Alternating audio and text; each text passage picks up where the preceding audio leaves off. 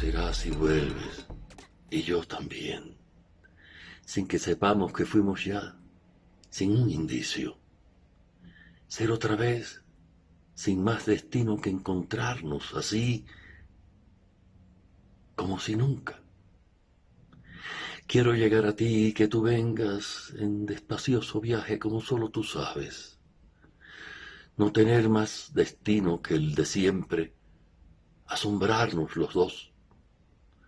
No importa que paguemos deudas que no sabemos cuáles fueron, pero que vuelvas y venga, y para estar juntos, queriéndonos, mientras se hace palabras sobre mi piel aquel asombro tuyo al descubrirme, y yo asombrada también. Que me concedas lo que ya me diste, que nuevamente me prometas lo que sí cumpliste.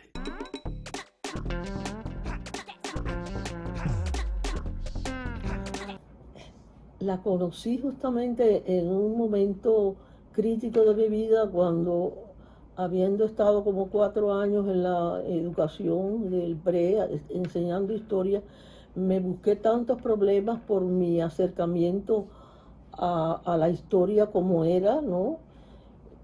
Que tuve incluso hasta acusaciones.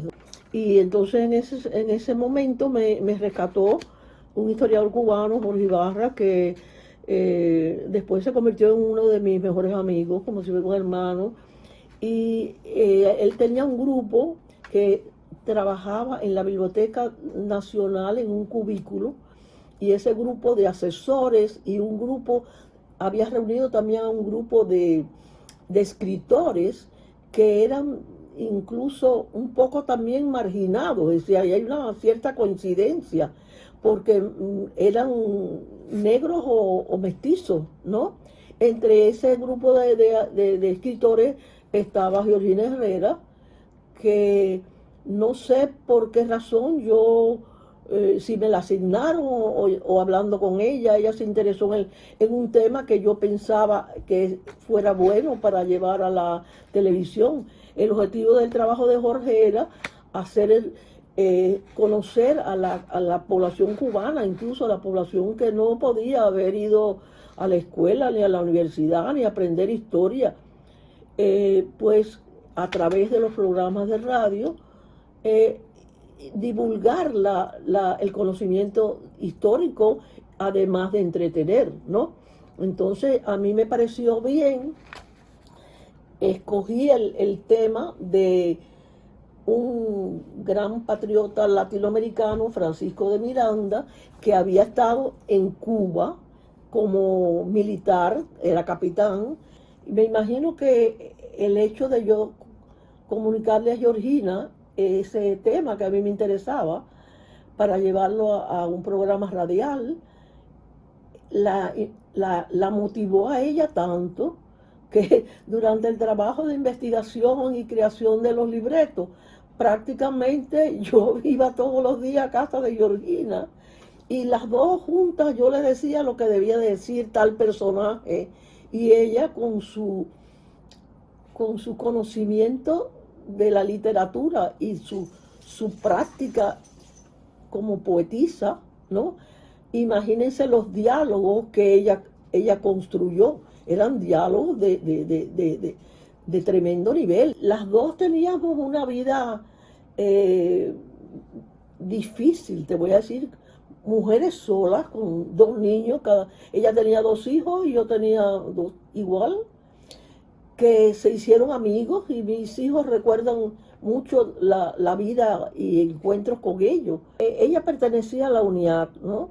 Y ahí en la UNIAC se ve que ya estaban planteándose muchos conflictos, porque el campo intelectual realmente, cuando alguien lo quiere meter como sabe, dentro de un carril, ahí es donde se crean primeramente los problemas, ¿no? Ya yo me lo había creado dando clases, y también en la UNIAC, sí, en la UNIAC ya había muchos problemas. Entonces Georgina era amiga de muchos intelectuales, gente muy valiosa que que la estimaban mucho, ¿entiendes? La respetaban. Y yo recuerdo que un día, no sé qué fue lo que sucedió, que hubo algo que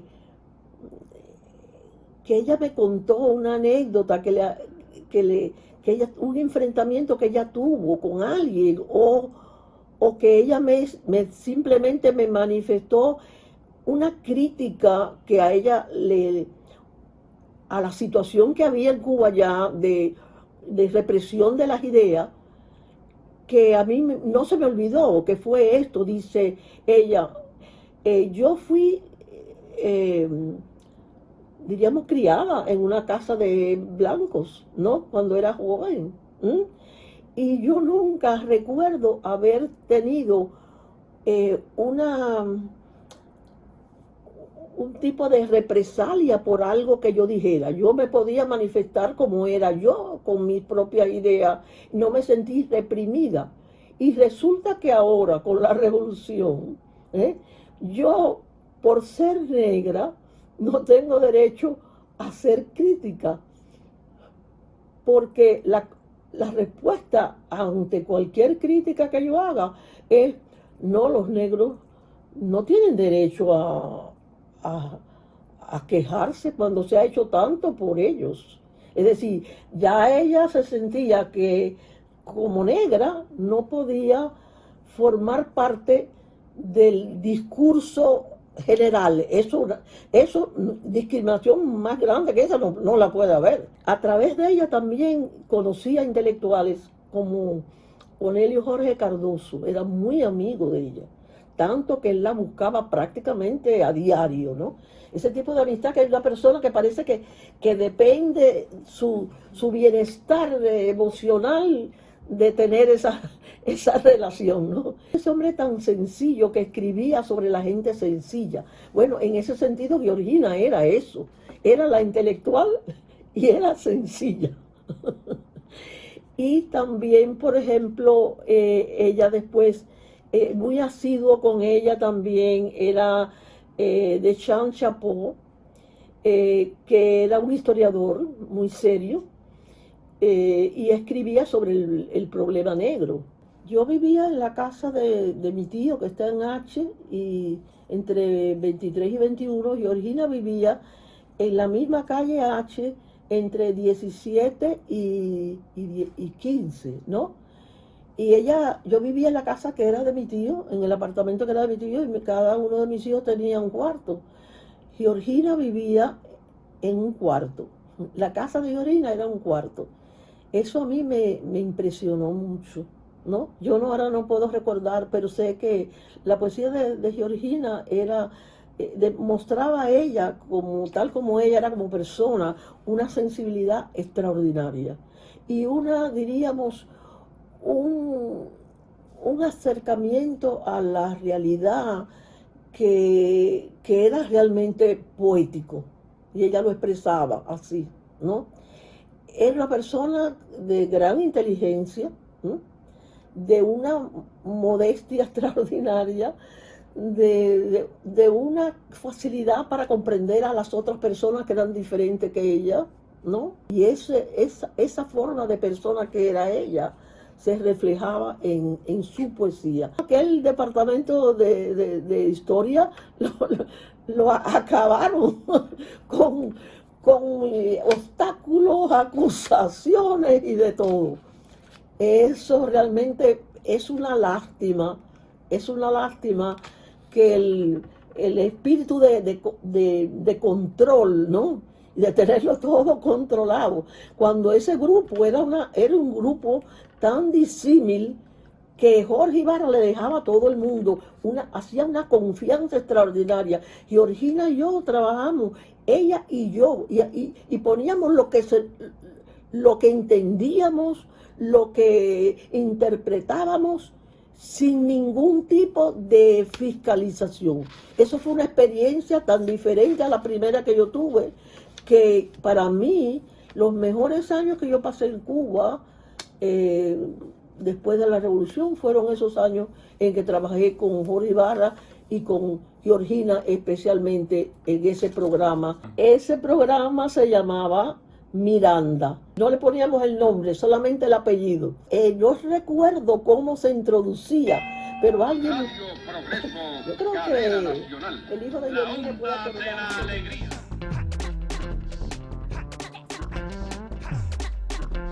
Mi camino hacia Georgina fue a través de la obra de Manolo. Yo no sabía nada absolutamente, ni de tu padre, ni de tu madre, de ninguno de los dos. Entonces conocí a muchas personas que me hablaron de tu padre, siempre un poco así de soslayo, un poco bien bajito, como el que no quiere las cosas, pero siempre con una gran sonrisa, pícara, ¿no?, en el rostro. Y bueno, para hacer la historia corta, pues no estamos hablando de Manolo, estamos hablando de Georgina. En algún momento conocí a tu mamá, conocí a Georgina, vamos a decirlo así. Estamos hablando, hay que ubicarse en tiempo y espacio. No estamos hablando del 2020 ni del 2023, estamos hablando del año 2000, donde apenas creo que hacía un año o dos, Fidel había hecho aquel discurso donde menciona la cuestión racial y África y la condición, entre comillas, africana del pueblo cubano, etcétera, etcétera. Entonces, pues nada, en cuanto al trabajo de Georgina, a mí me parecieron siempre poemas que de algún modo se negaban un poco a adherirse a la imagen esta de la escritora negra que está haciendo poesía negra, etc. Por ejemplo, yo recuerdo, porque te digo, estoy aquí de paso, no tengo mis libros ni nada de eso, hay algunas cosas online, pero tampoco es que puedas manosear el libro ni nada de eso. Pero poemas, había uno que era Oshun, creo. Tú ves Oshun y dices, el poema va a ser toda una cuestión de la negritud y el panteón yoruba y todo eso. Pero el poema es sobre una muchacha. Es un poema simple, es un poema mundano. Pero claro, es que justamente creo yo, y creo que eso pasaba un poco en Georgina, lo mundano tenía un significado mucho más pesado, mucho más trascendental que simplemente la cosa de la muchacha, en que ella establece un símile con la diosa yoruba, ¿no? Los poemas sobre la maternidad, por ejemplo, son poemas que tú dices, caramba, porque nosotros, las personas que estudian literatura y más, yo creo en las últimas 2 o 3 décadas, 2 décadas, hemos querido siempre, han querido siempre ver lo que queremos encontrar, lo que estamos buscando en la poesía o en la novela de alguien, ¿no? Y de algún modo tú sabes que la cuestión, los estudios sobre raza, sobre ancestralidad, sobre feminismo, han proliferado muchísimo a partir de los años 90. Entonces siempre la poesía que leí de Georgina, en la superficie, yo no encontraba las cosas que la gente estaba buscando y las cosas que muchos críticos trataron de tildarla.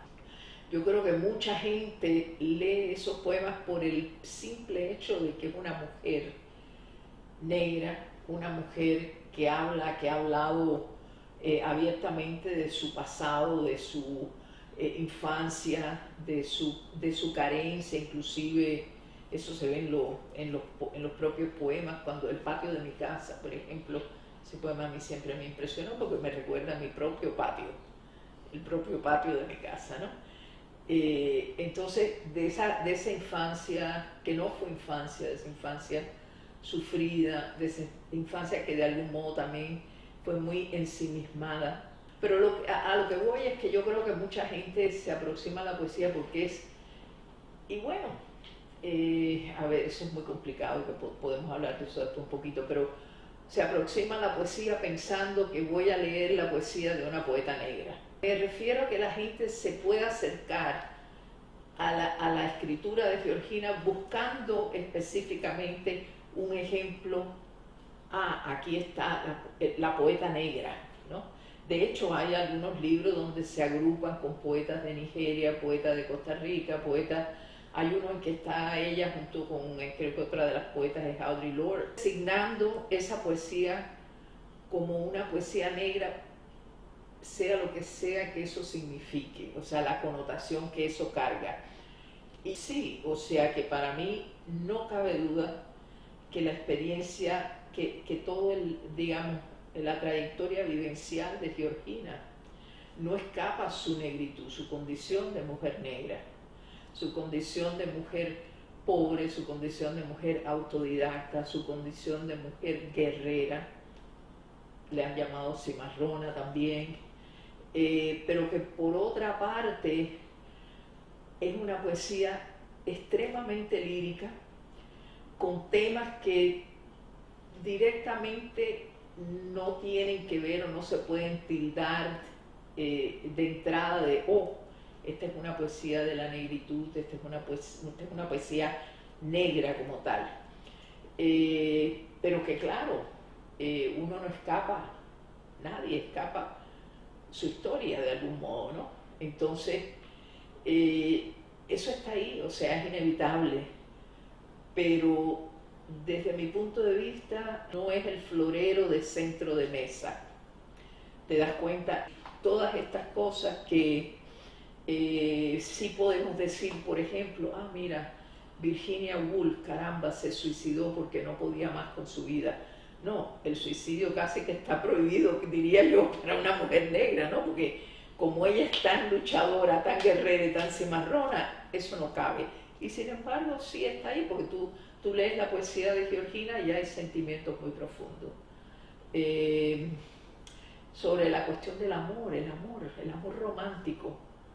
¿Desde cuándo tú ves a una poeta negra que escribe sobre el amor romántico, ¿no? Y ella buscaba, y paréntesis, ya sea que creamos, o sea, que pensemos que hay una cosa que se llama lo universal en la poesía, pero ella buscaba eso.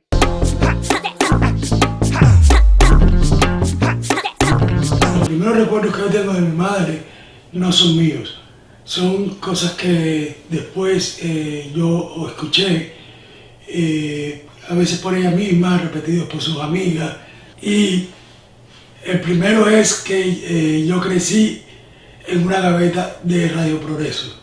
Es decir, cuando mi madre comienza a trabajar en Radio Progreso, ella estaba embarazada y inmediatamente que parió, pues ella continuó trabajando. Me llevaba en brazos y me ponía en una gaveta, abría una gaveta del muro y me ponía allí y mientras ella trabajaba. Yo recuerdo la oficina en que trabajaba mi mamá. Es decir, hasta los 5 años mi madre y yo tuvimos una relación extremadamente estrecha, absolutamente. A los 5 años eso cambió con la llegada de mi hermana y bueno, los traumas que eso significó. Pero recuerdo que la entrada a la oficina de mi mamá era una oficina muy grande, no era de ella, era de mucha gente. Y ella trabajaba en la esquina izquierda, en el centro había una mesa semi-oval, es decir, era como medio óvalo, en la que se ponían papeles, supongo que eran los libretos a copiar, y ella trabajaba del lado izquierdo de esa mesa pegada a la pared. Y recuerdo las mesas donde se ponían las máquinas de escribir, y recuerdo la Underwood. Yo después escribí con la Underwood de mi mamá. Sí, cuando ella empieza a trabajar en la casa, desde la casa, ella se lleva esa Underwood y después pues yo medio que la heredé cuando ella tuvo una máquina más nueva, no mejor, sino más nueva. Y era una máquina muy dura. Y me asombra porque después con el tiempo reconstruyendo, recuerdo que se hacían entre 3 y 6 copias de libretos a la vez. Y era una máquina dura, es decir, esa mujer tenía una fuerza en los dedos que explica después la fuerza de los puños y los molleros que ella tenía, ¿no? Y era un tecleo constante, taca, taca, taca, taca, taca, taca, taca, eso me recuerdo. Yo jugaba en la oficina, me recuerdo a mí mismo, me veo jugando en la oficina y entraba un señor alto. No recuerdo si era Luberta, no recuerdo quién era, pero era un señor alto, se me quedaba mirando fijo así y a mí me daba mucho miedo. Pero algo que sí recuerdo mucho es la tensión alrededor de ella, el silencio tenso cuando se hablaba de Ediciones del Puente, que fue el que publicó su primer libro de poesía.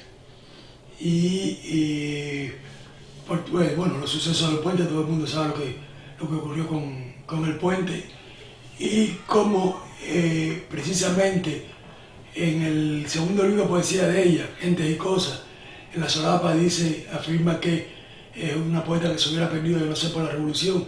Sin embargo, ella fue rechazada como escritora por el elitismo intelectualista de los revolucionarios de entonces, entre los que destacaban, no sé, la élite, Jesús Díaz y toda esa gente de Lunes de Revolución, y fue acogida precisamente por los que después serían los disidentes, como el Puente, la gente del Puente.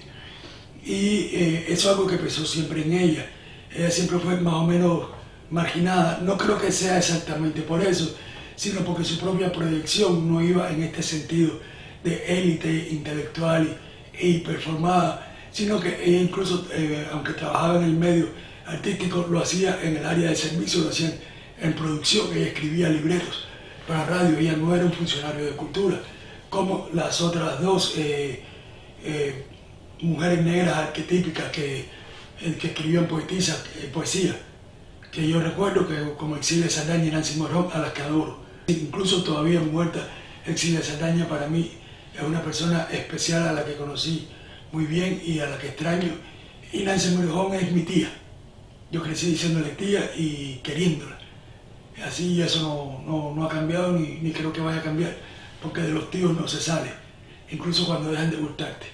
Y no es el caso con ella. Ella a mí me encanta. Pero sí se distinguían ellas dos de mi madre en eso.